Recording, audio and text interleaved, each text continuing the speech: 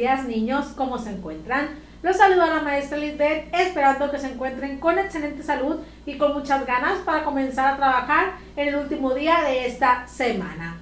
Me da mucho gusto estar con ustedes el día de hoy, viernes 24 de septiembre del 2021.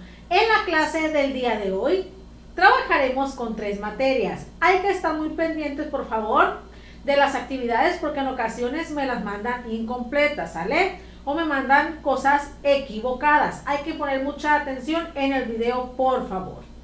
En tu primera actividad necesitarás tu guía aplicados porque trabajaremos con tu materia de español. En tu segunda actividad trabajaremos con tu materia de matemáticas. Para eso tú necesitarás tu libro de matemáticas de la C. Y en tu tercera actividad trabajaremos con tu materia de ciencias naturales y necesitarás tu guía aplicados y tu libro de ciencias naturales. Esto para que te apoyes en la actividad. Échenle muchísimas ganas, por favor, concéntrense y no hagan los trabajos al azar, ¿sale? Hay que concentrarse, por favor, en la explicación que yo te estoy proporcionando para que tú puedas aprender. Recuerda que si tienes alguna duda, puedes mandarme mensaje y yo te explico de manera individual. Las evidencias deben de tener tu nombre y la fecha, ¿sale? Eso no se les olvide. Las estaré esperando en el transcurso del día. Entonces, niños, preparen su material porque vamos a iniciar con la clase del día de hoy. Pónganse cómodos y concéntrense, por favor.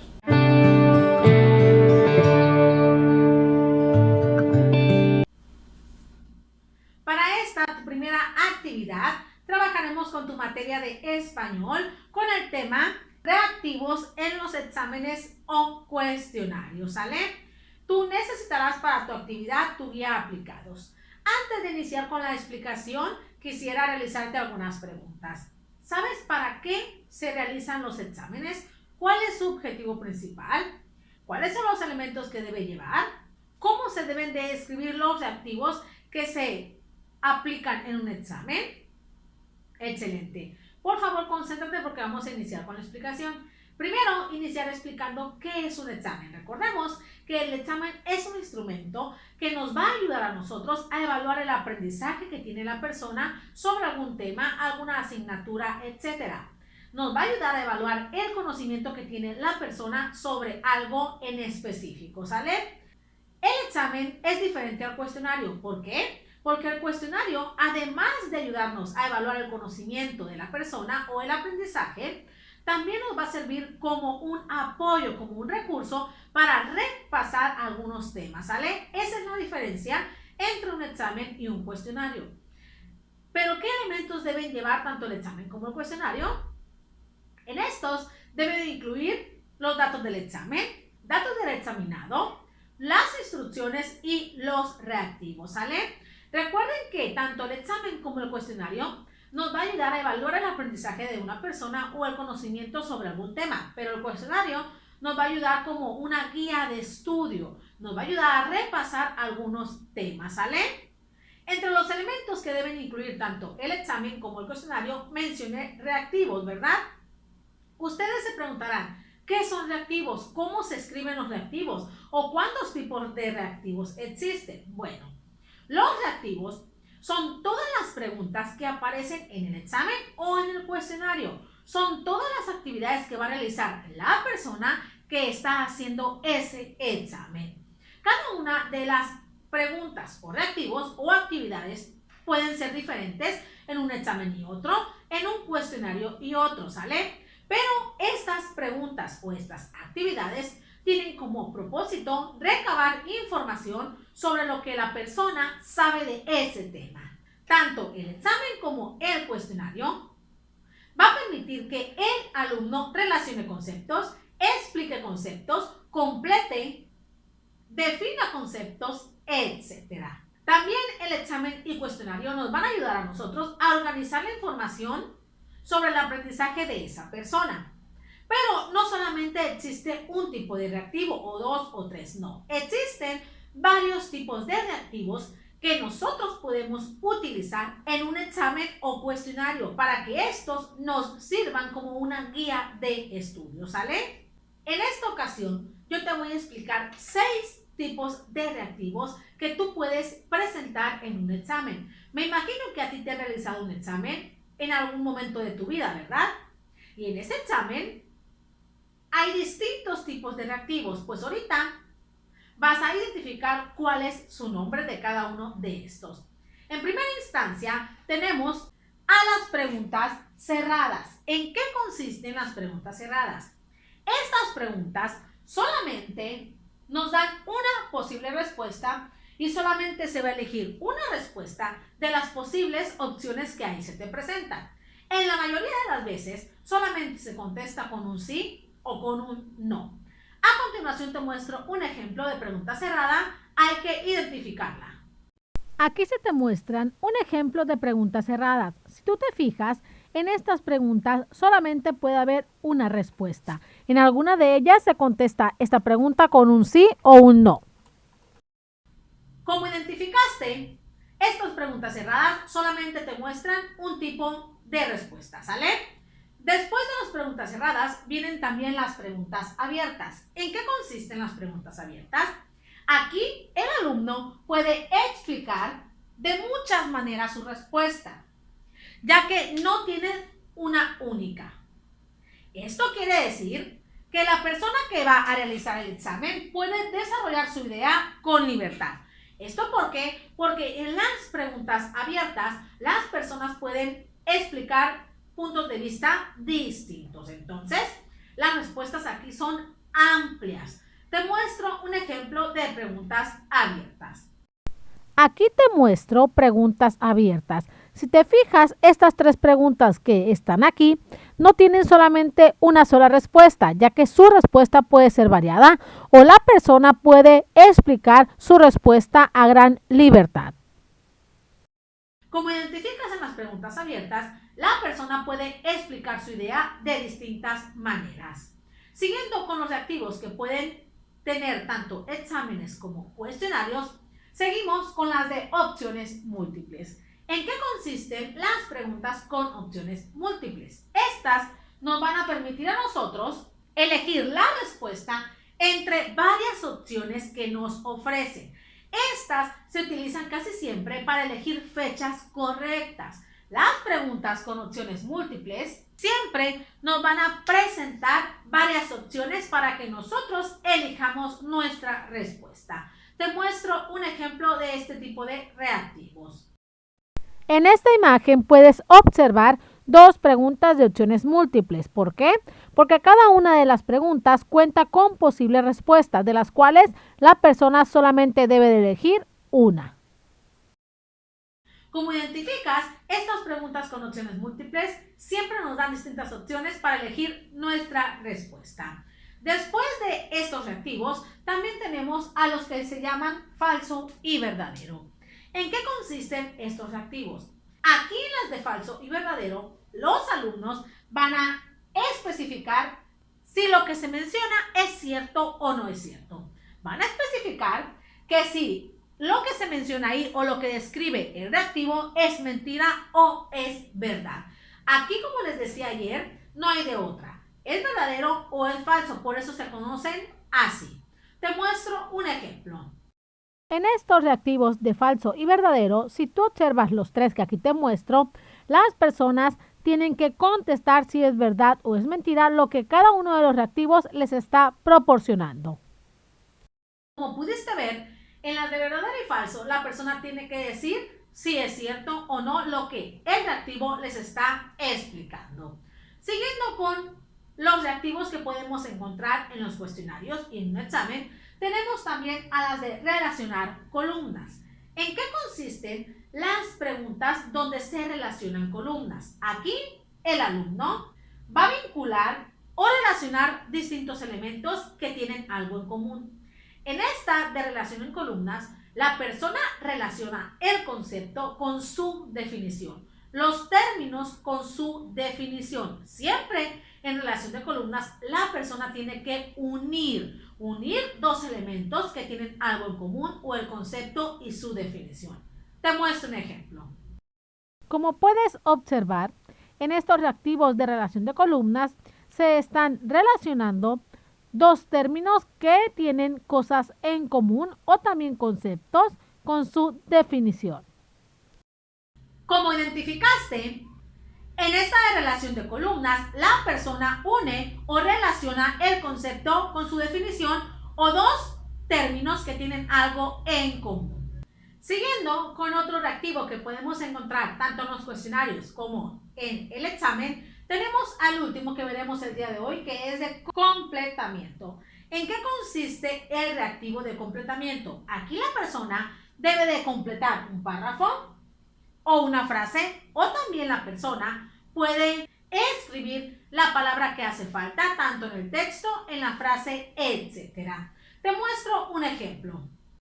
Como observas en la imagen, los reactivos de completamiento es donde la persona tiene que completar una frase o un texto o simplemente colocar la palabra que haga falta. Como identificaste, el reactivo de completamiento, la persona va a completar lo que haga falta, ¿sale? Estos, niños, son los 6 reactivos que nosotros podemos utilizar tanto en un examen como en un cuestionario para que nos sirvan como una guía de estudio, ¿sale? A partir de esto, nosotros ya podemos construir una guía de estudio. ¿Por qué? Porque ya sabemos cuáles son los tipos de reactivos y cómo se pueden realizar, ¿sale? Como les mencionaba ayer, cuando ustedes realicen preguntas, las preguntas deben de llevar signos de interrogación y palabras clave. Esas palabras claves te van a ayudar a ti a obtener la información requerida. Pero recuerden que esa palabra clave debe llevar acento gráfico. ¿Para qué? Para que la sílaba suene más fuerte y suene como pregunta, ¿sale? Recuerden que cuando nosotros vamos a realizar un examen o un cuestionario, es muy importante que estemos al pendiente de las instrucciones, ya que cada examen y cada cuestionario te pide distinta información. Así que, niños, cuando vayamos a realizar una guía de estudio, un examen o un cuestionario, por favor hay que leer muy bien las instrucciones de cada una de las preguntas o de cada una de las actividades, ¿sale? ¿Queda claro entonces, niños, hasta ahí? ¿Para qué sirve un examen y cuáles son los reactivos que nosotros podemos utilizar? ¿Qué es un cuestionario y cuáles son los reactivos que podemos utilizar en un cuestionario?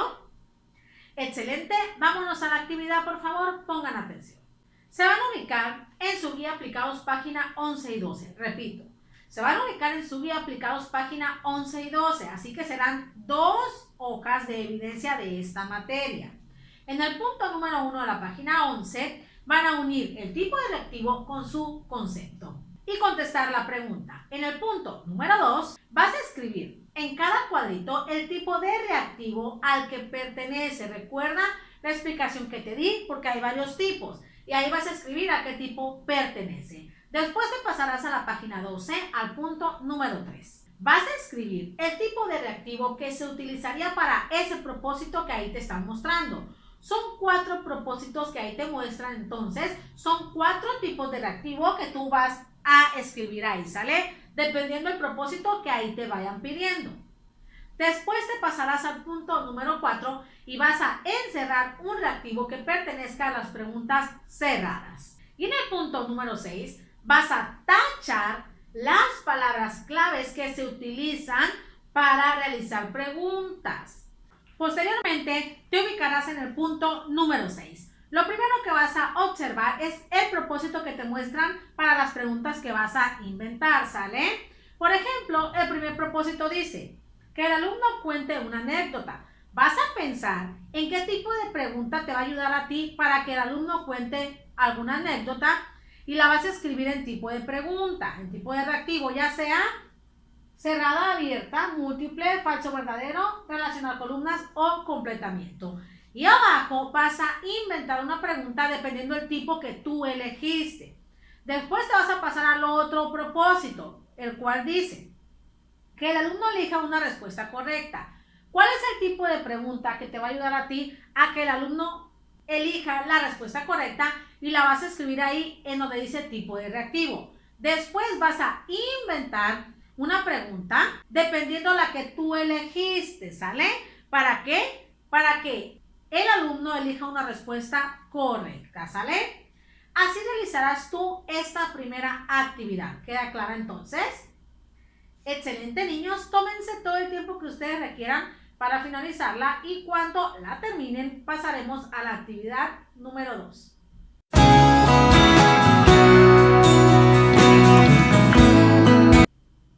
Excelente, niños. Vamos por su actividad número 2 en su materia de matemáticas con el tema escritura, lectura y comparación de números naturales. Para esta actividad, ustedes necesitarán su libro de matemáticas de la SEP.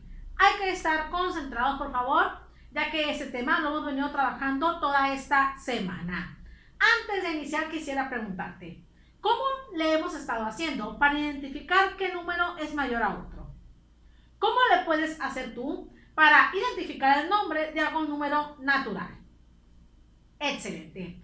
Recordemos que para poder identificar cómo se lee, cómo se escribe y comparar números naturales, nos apoyamos de la siguiente tablita donde ustedes pueden ubicar las unidades, decenas, centenas, unidades de millar, decenas de millar, centenas de millar, unidades de millón, decenas de millón y centenas de millón.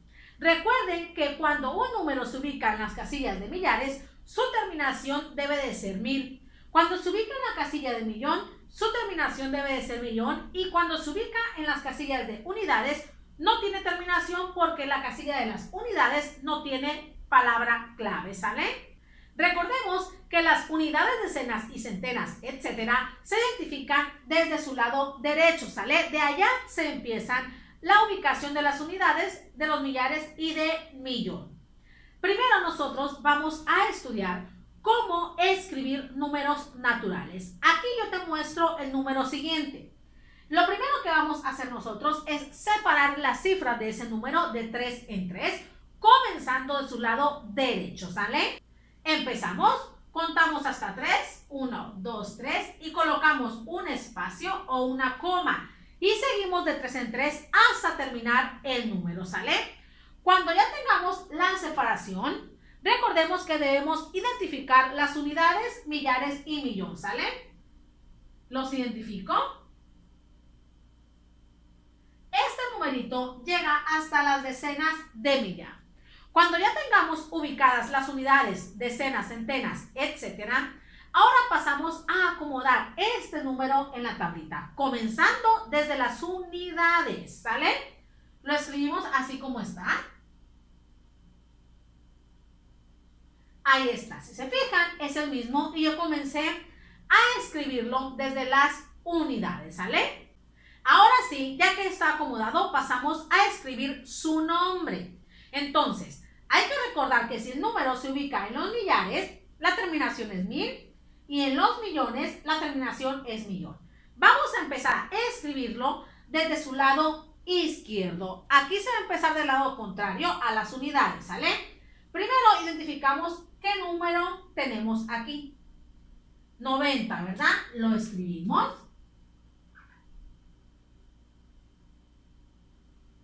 Posterior a eso, vamos a identificar en qué casilla se ubica el 90. ¿En el millón?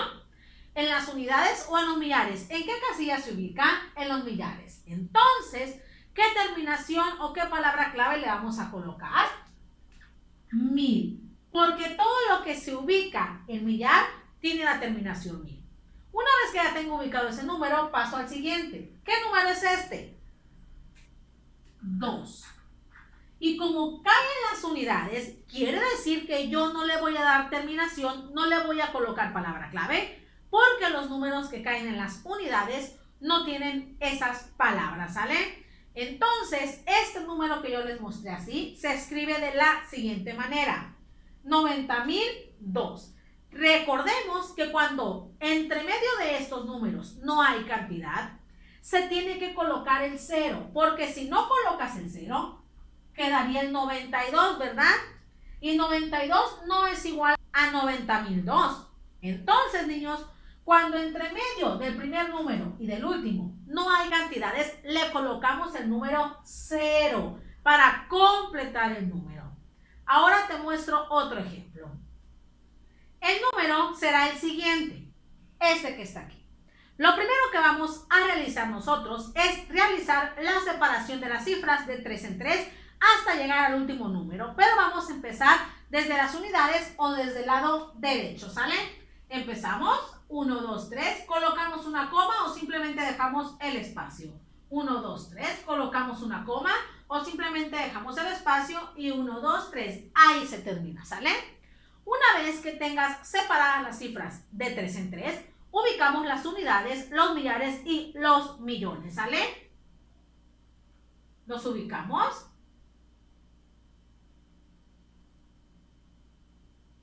Este numerito llega hasta las centenas de millón, ¿sale? Una vez que tengamos ya ubicadas las unidades, millares y millones, ahora sí pasamos a ubicar este número en la tablita, comenzando a acomodarlo desde las unidades, después los millares y después los millones, ¿sale? Hay que escribirlo.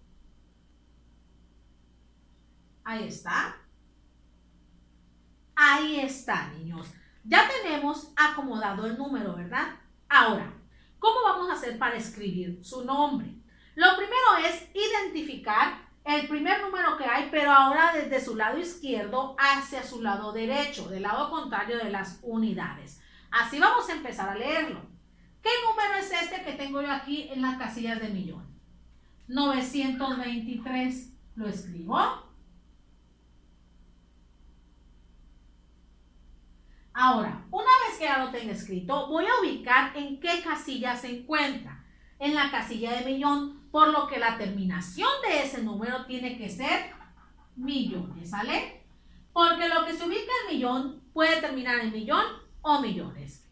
Pongo una coma y me voy al número siguiente.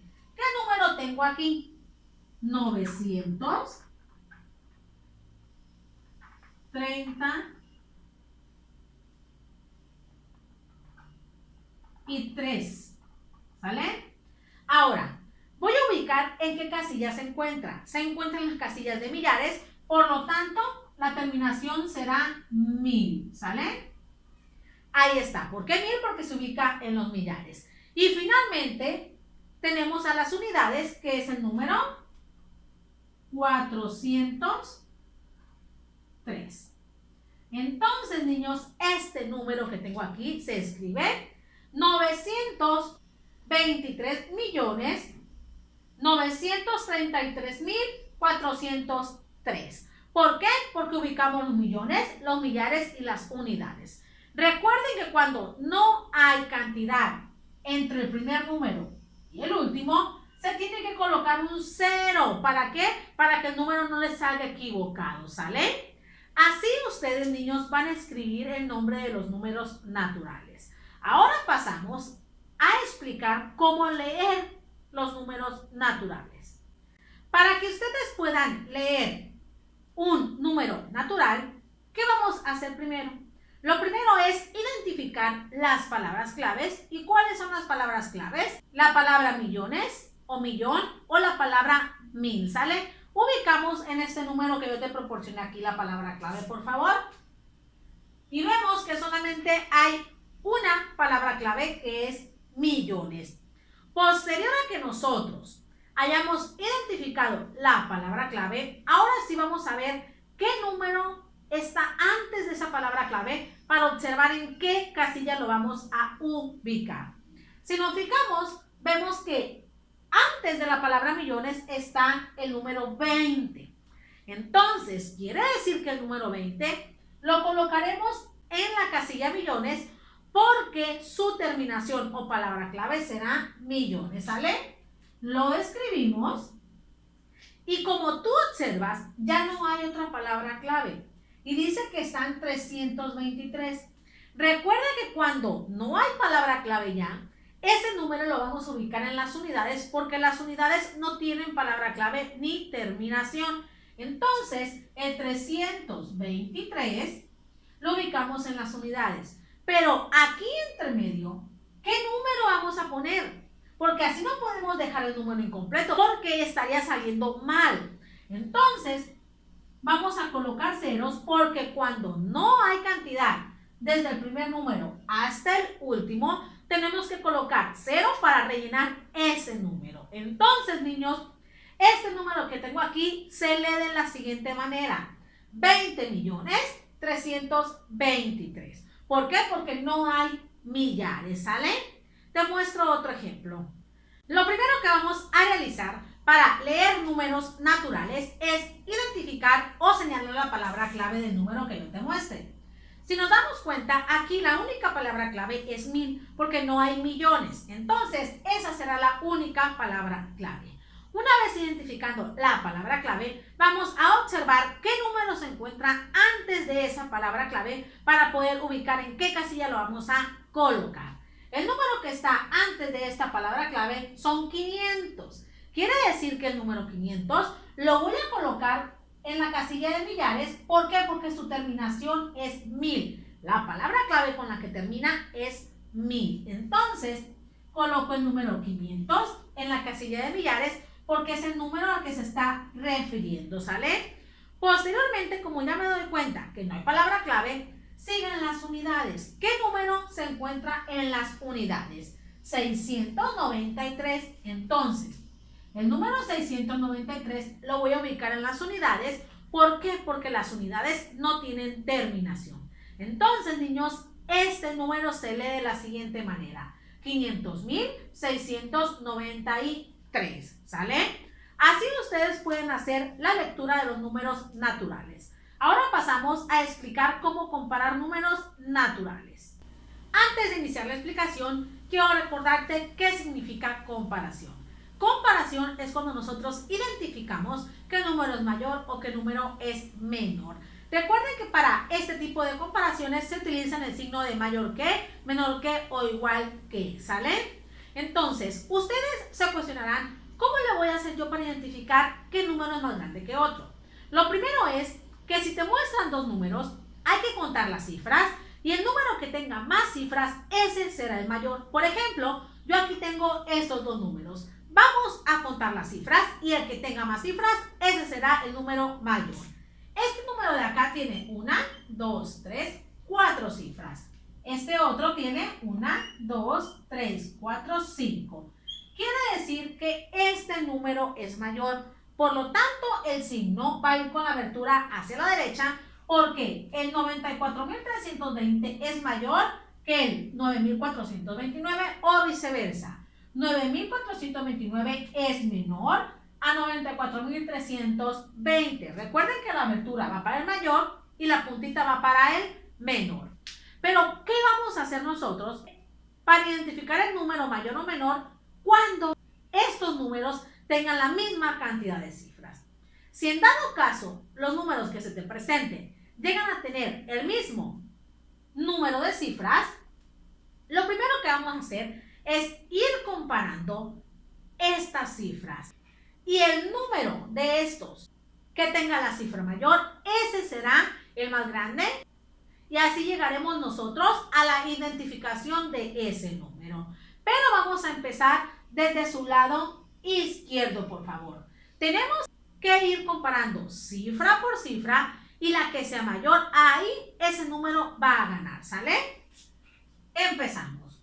Vemos que la primera cifra es 9 y la siguiente también es 9. Por lo tanto, no podemos identificar cuál es mayor o cuál es menor. Seguimos. La siguiente cifra es 7 y la otra cifra también es 7. Entonces, aún no sabemos qué número es más grande o qué número es más pequeño porque las cifras son iguales. Nos vamos a la tercera cifra, que son las centenas. Ese es 8 y ese también es 8. Entonces, todavía no podemos decir qué número es mayor y qué número es menor porque las cifras siguen iguales. Tenemos la siguiente cifra que son las decenas, que es 9 y este es 7. Si nos fijamos, este 9 es mayor a este 7. Entonces, quiere decir que el 97.891 es mayor a 97.871, ¿sale? ¿Por qué? Porque le gana por 2 decenas, ¿sale, niños? Así nosotros podemos identificar qué número es mayor y qué número es menor. Entonces, ¿queda entendido hasta ahí la comparación, la lectura y la escritura de los números naturales? Excelente, vámonos a la actividad, por favor, pongan atención. Se ubicarán en su página 10 y página 11 de su libro de matemáticas de la SEP. Les repito, ubíquense en su libro de matemáticas de la SEP en la página 10 y 11. Quiere decir que serán 2 páginas para esta actividad. En el punto número 1 vas a ordenar de mayor a menor los continentes, pero en el primer cuadrito vas a ordenarlos dependiendo a su área. Y en el segundo cuadrito vas a volver a ordenarlos de mayor a menor, pero en cuanto a la cantidad de habitantes. Si tú ubicas en el mapa, hay 2 cantidades, hay 2 números. Uno es para el área y otro es para los habitantes. Por eso son 2, porque son 2 tablas distintas. No te confundas, te repito. En una tabla vas a acomodar los continentes de mayor a menor en base a su área o kilómetros cuadrados. Y en otra tabla vas a acomodarlos de mayor a menor en base a sus habitantes. ¿Queda entendido hasta ahí el primer punto? Después nos pasaremos a la página 11. Ahí te muestran una tablita. En la primera columna está un numerito, ¿verdad? En la segunda columna están algunas cifras. Entonces, en la tercera columna, tú vas a inventar un número, pero con las cifras que te proporcionan en la columna anterior, pero el que se acerque más al número de la primera columnita, ¿sale? Por ejemplo, en la primera columna te proporcionan el número 500,000. Entonces, con esas cifras que te muestran en la segunda columna, vas tú a crear o inventar un número que se acerque lo más posible a 500,000, pero que no se pase, pero solamente con las cifras que te muestran en la columna del medio, ¿sale? Y así los vas a realizar todos, con las cifras que te proporcionan y con el número que te proporcionan. Recuerda que tienes que inventar un número que se acerque al número que ahí te están proporcionando, pero que no se pase. Y con las cifras de la columna del medio, nada más. No puedes agregar otro número, ¿sale? ¿Queda entendido entonces hasta ahí tu actividad? Excelente, niños. Tómense todo el tiempo que ustedes requieran para finalizarla y una vez terminada pasaremos a la actividad final.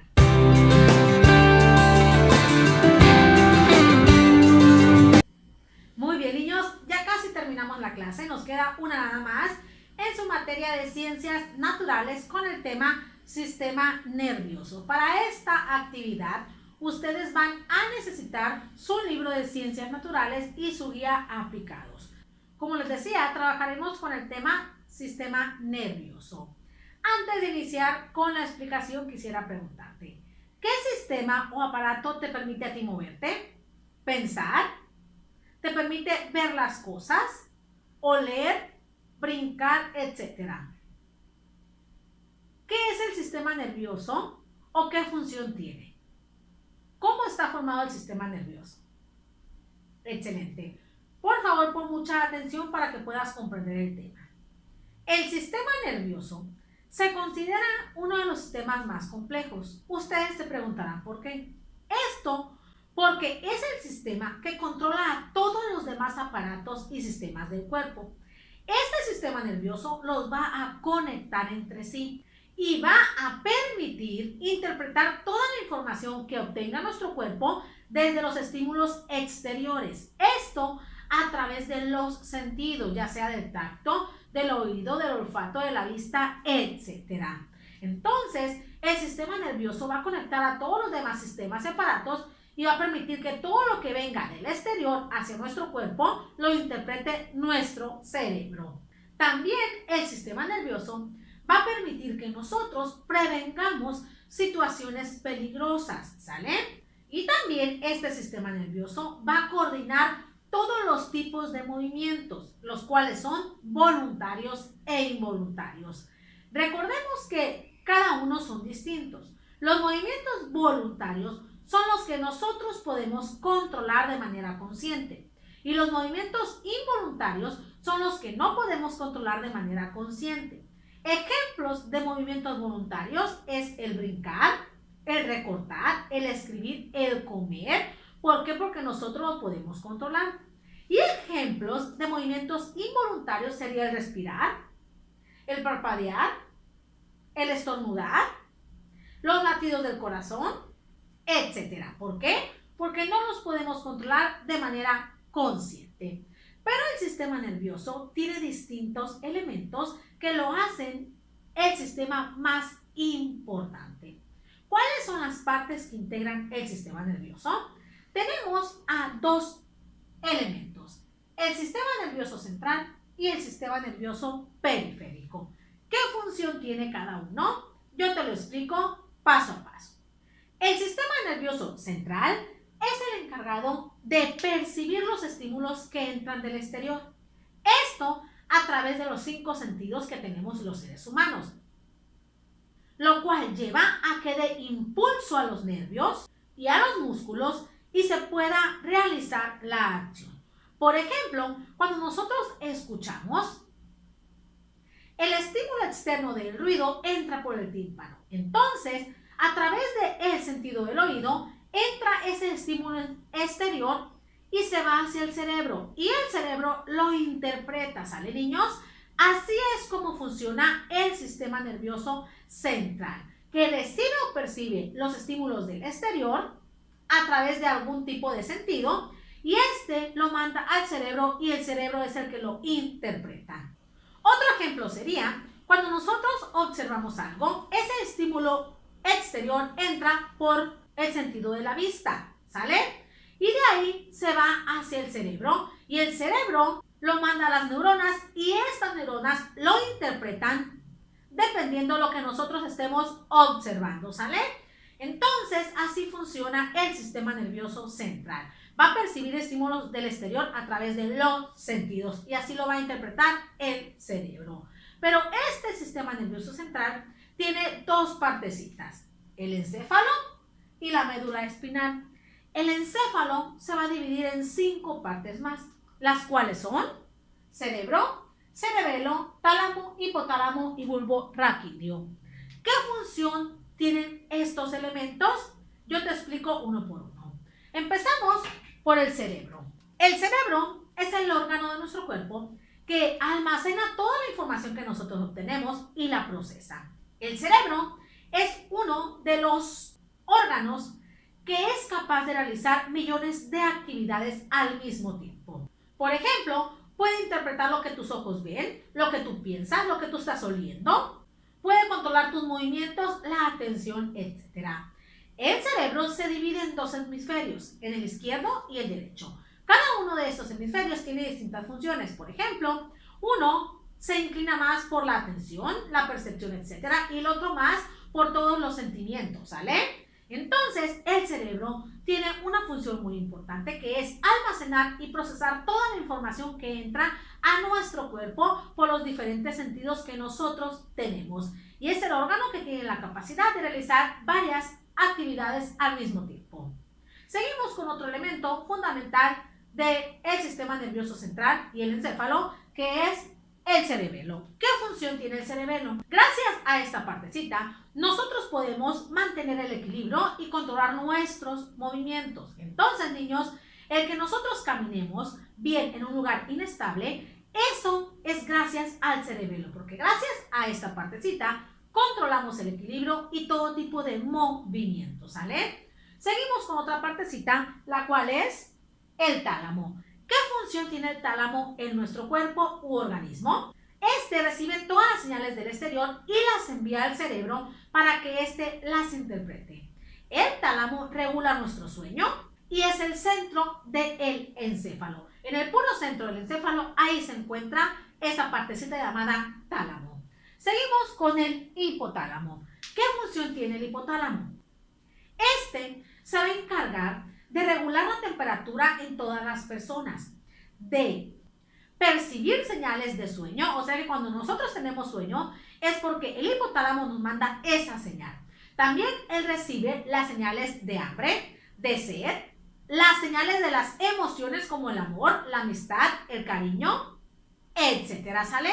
Entonces, niños, el hipotálamo es el que se va a encargar de regular la temperatura de todas las personas, de recibir señales de sueño, sed, hambre, etcétera, y regular las emociones. Seguimos, niños, con la última parte del encéfalo que pertenece al sistema nervioso central, que es el bulbo raquídeo. ¿De qué se encarga el bulbo raquídeo? Es el encargado de transmitir mensajes al cerebro y al cuerpo, pero también es el encargado de controlar ciertas funciones como la digestión, el latido de tu corazón, la respiración, etc. Entonces, niños, gracias a esta partecita llamada bulbo raquídeo, nosotros podemos controlar nuestros latidos de corazón, nuestra digestión y respiración, y este va a mandar las señales al cerebro y a nuestro cuerpo. Entonces, niños, ese sería el encéfalo y sus partes, ¿sale? Acuérdense que cada partecita del encéfalo pertenece también al sistema nervioso central. Pero en el sistema nervioso central también tenemos a la médula espinal. ¿De qué se encarga la médula espinal o cuál es su función? En la médula espinal van a nacer todos los nervios que van a llevarnos a nosotros a desarrollar movimientos voluntarios y movimientos involuntarios. Recuerden que los movimientos voluntarios son los que podemos controlar de manera consciente y los involuntarios son los que no podemos controlar de manera consciente. La médula espinal se encuentra en la columna vertebral y tiene forma de cordón. Va por toda la columna vertebral. Por eso, niños, si la médula espinal se daña, las personas no podemos movernos. ¿Por qué? Porque aquí en la médula espinal van a nacer todos los nervios que nos permiten a nosotros movernos. Por ejemplo, gracias a la médula espinal, yo puedo caminar, puedo brincar, puedo correr, puedo comer. ¿Por qué? Porque aquí nacen todos los nervios que llevan a nuestro cuerpo a tener movimientos voluntarios y movimientos involuntarios. Esta médula espinal también nos va a llevar a nosotros a percibir sensaciones y a tener reflejos. Por ejemplo, cuando tú te tropiezas, tratas de enderezarte, ¿verdad? Entonces, para eso también sirve la médula espinal, para que tú prevengas esas situaciones peligrosas. Por ejemplo, cuando te va a caer algo a la cabeza, tú te sacas, ¿verdad? Eso es un reflejo y eso lo provoca la médula espinal. Entonces, niños, por eso la médula espinal es tan importante, porque es la que va a permitir que los nervios nazcan y es la que permite que nuestros movimientos sean voluntarios e involuntarios, ¿sale? Entonces, esa es la función del sistema nervioso central. Ahora pasamos al sistema nervioso periférico. ¿Cuál será su función? La función principal de este sistema nervioso periférico es conectar el sistema nervioso central con nuestras extremidades y con nuestra piel. Por eso se le conoce periférico, porque el periférico va pegadito a la piel o en las extremidades, ¿sale? Entonces, esa va a ser su función, conectar el sistema nervioso central con todas las extremidades y con nuestra piel. Pero este sistema nervioso periférico está integrado por nervios, ¿sale? Puros nervios. Estos nervios van a nacer en el cerebro y van a nacer en la médula espinal. Y entonces, ya que nacen en el cerebro y en la médula espinal, van a viajar por todo nuestro cuerpo a través de fibras nerviosas. Entonces, esa será la función del sistema nervioso periférico, que todos los nervios viajen por todo nuestro cuerpo a través de las fibras nerviosas y conectar esos nervios con nuestra piel y nuestras extremidades para que se puedan mover, ¿sale? Les repito, el sistema nervioso periférico está integrado por nervios que nacen del cerebro y de la médula espinal y van a viajar y llegar a todo nuestro cuerpo debido a fibras nerviosas. Y este sistema nervioso periférico va a conectar todos los nervios con nuestra piel y nuestras extremidades para poder funcionar, ¿sale? Hasta ahí queda claro entonces, niños, qué es el sistema nervioso. Como pueden observar, el sistema nervioso se considera el sistema más importante, pero eso no quiere decir que los demás sistemas no sean importantes. ¿Por qué? Porque todos están conectados entre sí para que nuestro cuerpo funcione. Si uno de estos sistemas o aparatos falla, algunos más también van a fallar. ¿Por qué? Porque todos están conectados y todos tienen una función muy importante en nuestro cuerpo. Recuerden que trabajan en conjunto, trabajan en colaboración. pero el sistema nervioso es el que controla a todos los demás. ¿Sale? ¿Queda claro hasta ahí entonces el tema? Excelente, niños, espero que esta explicación te sirva para que contestes la siguiente actividad. Te ubicarás en tu página 170 de tu guía aplicados. Te podrás apoyar también en tu libro de la SEP de Ciencias Naturales en la página 13, 14 y 15. En el punto número 1 vas a completar el esquema con las partes del sistema nervioso que hagan falta. Recuerda la estructura completa del sistema nervioso y ahí vas a colocar las palabras que hagan falta, ¿sale? En el punto número 2 vas a contestar falso o verdadero, según sea la afirmación sobre el sistema nervioso, ¿sale? ¿Queda claro entonces hasta ahí la actividad, niños? Tómense todo el tiempo que ustedes requieran para terminarla. Excelente, niños, han llegado al final de su clase. Muchas gracias por todas las ganas que le echaron esta semana y las anteriores. Espero y sigan así. Muchísimas gracias.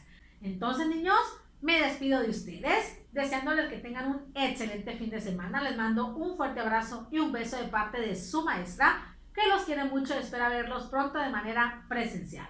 Cuídense mucho, espero verlos en la clase del día lunes. Bye.